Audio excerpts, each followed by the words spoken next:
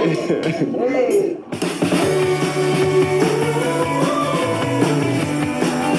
my gosh, Pastor Ted. How are you? I'm meeting with the couples on the first day after their wedding.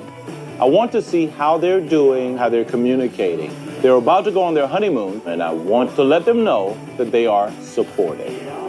It's scary going on a honeymoon with a perfect stranger. So I want to know how they're feeling, and I want to know what their first impressions are. How are things? Are you kidding me? No, look. I saw her and I just had complete tunnel vision. I saw nothing else in the room but her. Are you blushing?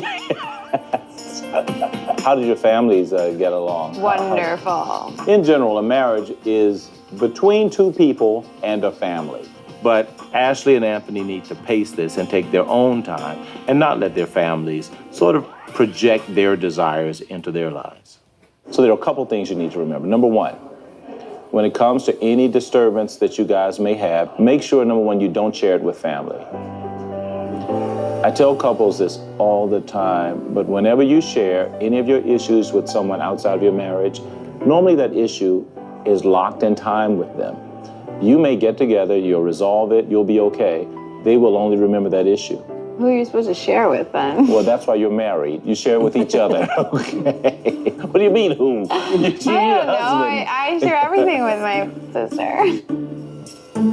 Share the good stuff first. Yeah.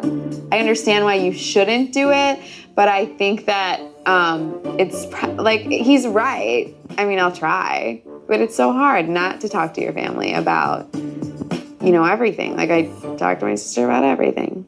Well, it's a pleasure. And look, again, we're here for you, all right? Honeymoons are very important. And in Ashley and Anthony's case, it's important for them to find out whether or not they can really get to know each other. I mean, we know that the physical is there, but can they learn to trust themselves as well as to trust each other? How do you feel so far after almost a day now? It feels still good. I think that our concerns are just like that it's like too good to be just like so easy. good. It feels too easy right now. Really? Yeah. What you're feeling is your compatibility. You guys are a match for a reason. They have all the qualities that should make you compatible. Do you feel it's easy to open up with each other so far? I think it's like, I want to open up. It's just so hard to it just so doesn't feel real. I think it's going to be part of just the process of taking everything one day at a time and get more comfortable. Cody and I are both a little suspicious, a little guarded about what's to come. It's cool and it's good, but it's weird. We don't know anything about each other besides what we've talked about in the last 24 hours. So we want to start to get to know each other better. You have the attitude, wow, this is too good to be true. And so what might happen is you might even self-sabotage. You start looking at things that may not be there because you're afraid that it's going to fail.